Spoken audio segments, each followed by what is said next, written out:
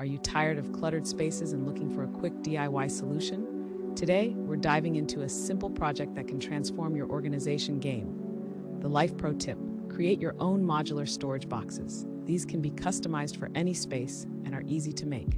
Let's break it down. Step 1. Gather materials. You'll need cardboard, a ruler, a pencil, and some tape or glue. Step 2. Measure and cut the cardboard into the desired dimensions for your boxes. Step 3. Assemble the boxes using tape or glue to secure the edges. Step 4. Personalize them with paint or labels to fit your style. Why does this work? Modular storage boxes maximize vertical space and keep items easily accessible. Plus, customization allows them to blend seamlessly with your decor. You can also use this technique for different projects, like creating drawer dividers or even decorative storage for kids' toys. Watch out for common pitfalls.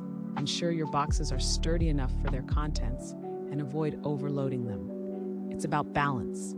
By implementing this tip, you'll not only declutter your space, but also enhance your creativity and DIY skills. Happy organizing!